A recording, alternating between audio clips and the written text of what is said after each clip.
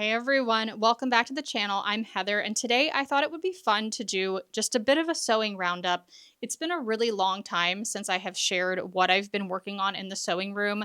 As I have recently mentioned, we are in the middle of an international move and we are like T-minus 2 months at this point. It's completely chaotic, but I have not quit sewing. So I wanted to share with you what I have been working on. If you are new to the channel, hi, welcome. I do a lot of sewing and fashion content here. So if you enjoy that type of content, definitely consider subscribing and coming along for the journey.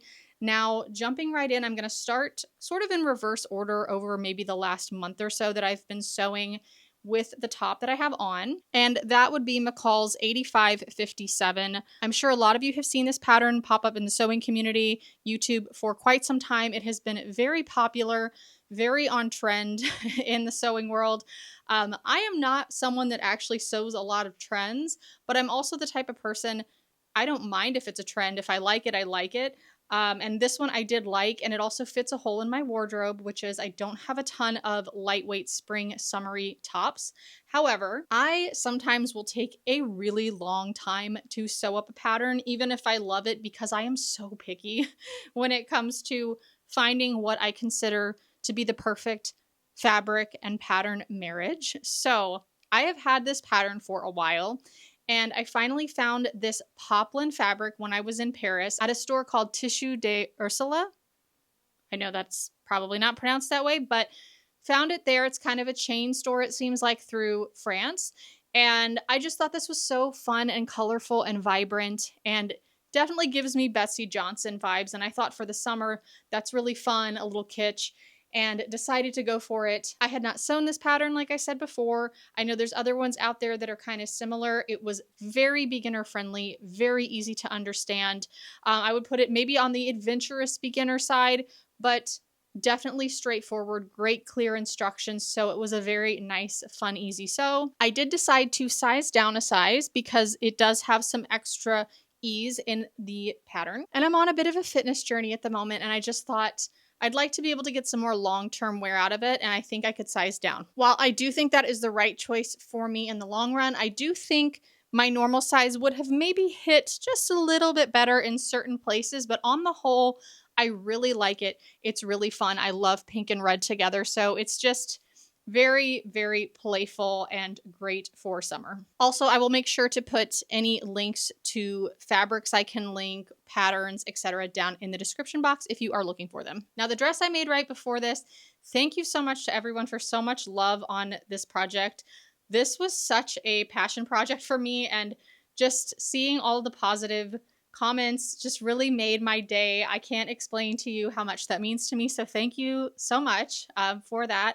And also, this is a dress I'm going to cherish because it really suits my personal aesthetic very, very well, which is something I constantly struggle with, sewing my personal aesthetic. So this is Butterick 7076. I did a whole video on working on this project, so I'll leave it linked overhead and down below if you did not see it. I love pretty much everything about this dress. The bias binding detail that just really gives the lines to the body, it's just so great. I especially love how it comes down and lines those hidden pockets. It also has a front zip closure, which is almost hidden because it's an invisible zip. And I actually like that about it because it's nice and easy to step into, but definitely a little bit of something different you don't always see. It also had sort of an overlapping facing on the interior of the arm side, which is something I had never seen before, which is quite interesting.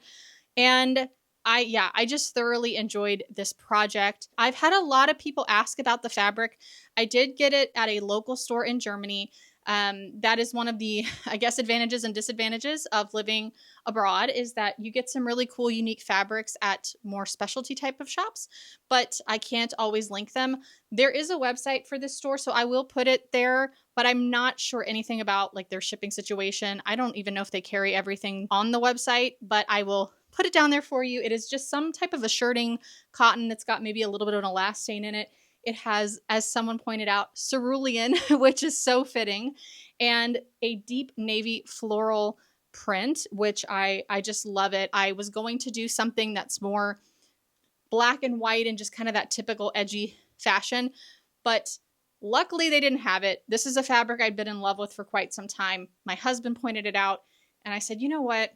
That is going to be better and more interesting. And I'm so glad that I ended up kind of being pushed into that direction, because I just do think it's a more interesting look. On the pattern itself, I will say there were a couple little things that I was unclear on, but mind you, I am so frazzled and brain fried from all of the moving stuff. It's very possibly just a me problem. So the first thing is, I think I must have just not brought the zip up quite high enough on the neckline, because when I went to apply the binding, there was still just too much of a gap here at the top. So I ended up putting a hook and eye to the inside of the neckline, which is, a little tricky to clasp, but it fixed the problem perfectly. So it was not a big deal.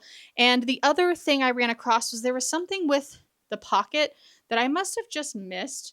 Obviously I've sewn pockets before, but I ended up with kind of a gap in my pocket. So I just kind of stitched it up. Not really sure what I did there, but it worked out. Nothing prevented me from sewing the pattern. Can't recommend it enough, because I just think it is such a great design. So cheers to Simplicity Group for that. I absolutely love that pattern. All right, so next up is a set. And this was a bit of an experiment for me in the sewing room, because we are moving to the desert and we're going to be showing up when it is 120 degrees in the middle of summer. I don't know if you can tell, but clearly 120 degrees and blasting sun and I are not exactly the best of friends. So that being said, I am trying to find a marriage of that environment and something that I am happy wearing. I don't know that I've found that marriage yet, I guess is what I'm saying. If I could describe my personal aesthetic, what I really tend to grab out of my wardrobe when I'm actually dressing up, right? When I'm not having a casual day in jeans and a hoodie, I like clean lines, sophisticated with a little bit of a fashion edge. That is where I feel the most comfortable when I am dressed.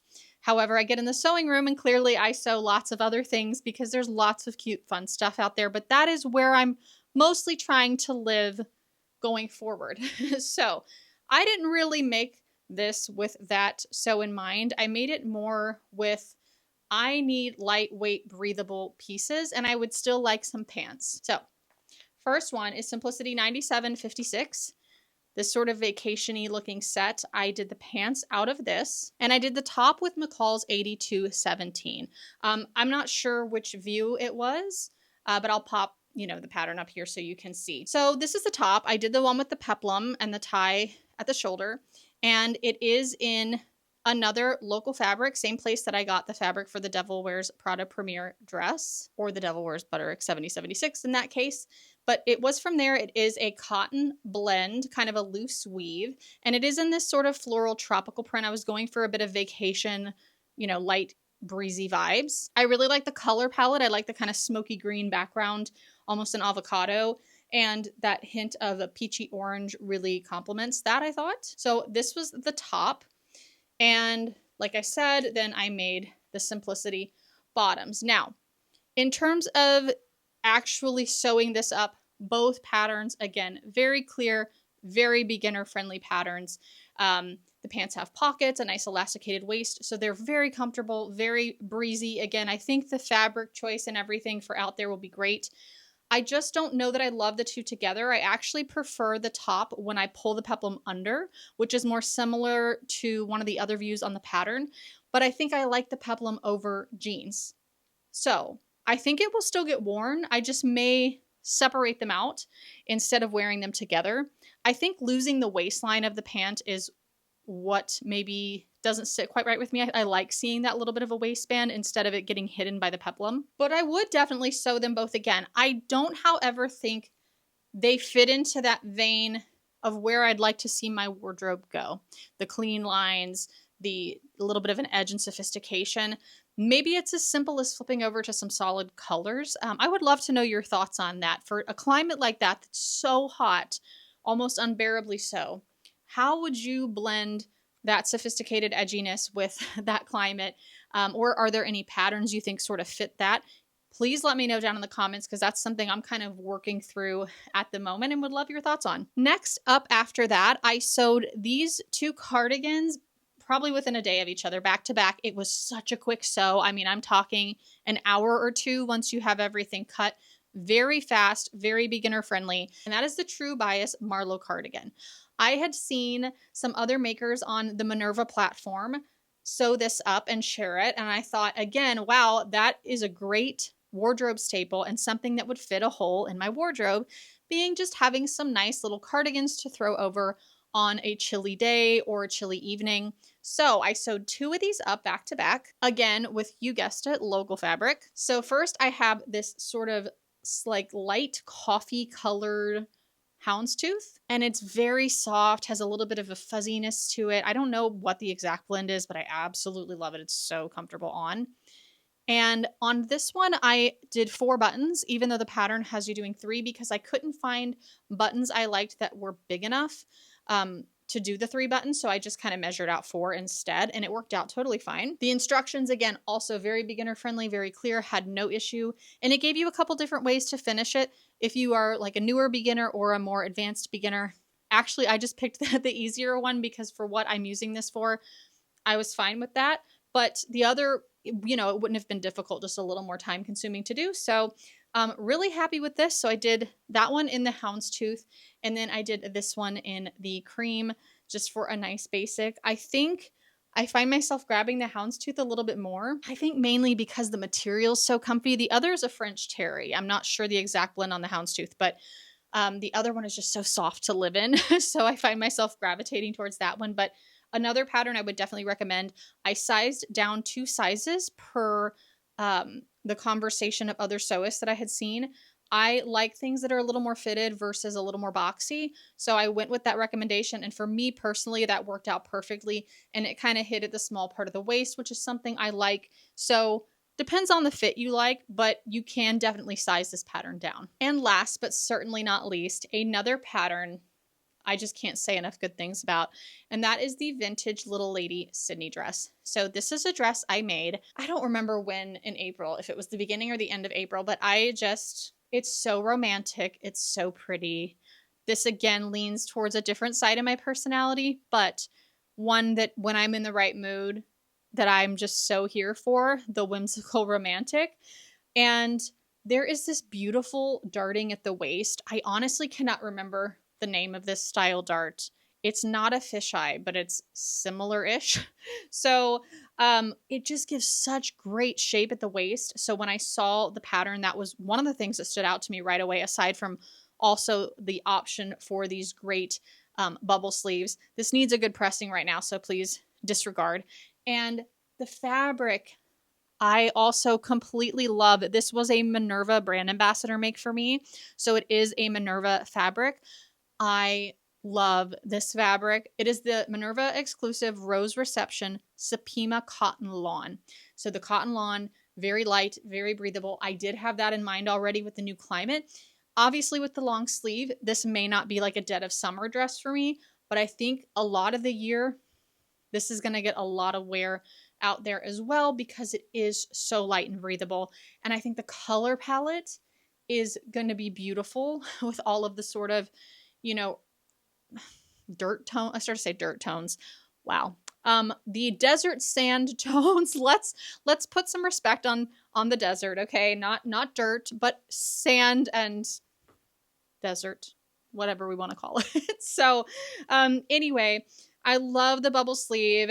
There's also an elasticated wrist that allows for the extra fabric after that elastic to kind of flood out and give you that, I don't know, it's almost like that pirate sleeve a little bit, you know, but then you've got the really romantic tie that goes around at the wrist, and it's collared. It's got a collar stand, and I found the directions, again, very clear.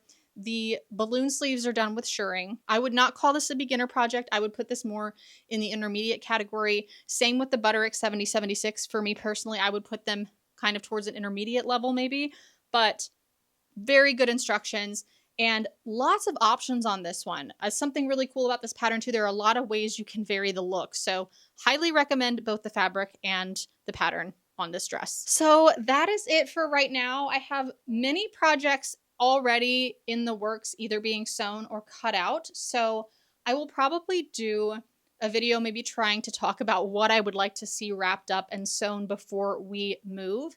I will be taking my machine with me. Oh yes. And also my design materials. So like my all my pattern rulers in the background, some pattern paper, some of my books, because as I've been saying for over a year now, my long-term plan on this channel has been to share with you the journey of learning the fashion design side, which I still have been quietly working on behind the scenes, but with the move obviously overtaking everything, that is going to become more of a series once we get moved. But I'll be able to sort of hit the ground running because I'm taking a lot of my things with me, because I cannot not sew for 2 months while we wait for things to arrive. So again, please let me know your thoughts on how to build a chic wardrobe for that type of climate. Would love any tips, any patterns, anything like that. Let me know what you thought of the pieces I have been working on. If you had any favorites, or if you've tried any of these yourself, what your plans are going forward. I love to hear about all that. I'm always finding new cool things I want to sew from you all. So definitely let me know. I hope you enjoyed this video, and I will see you in the next one. Bye.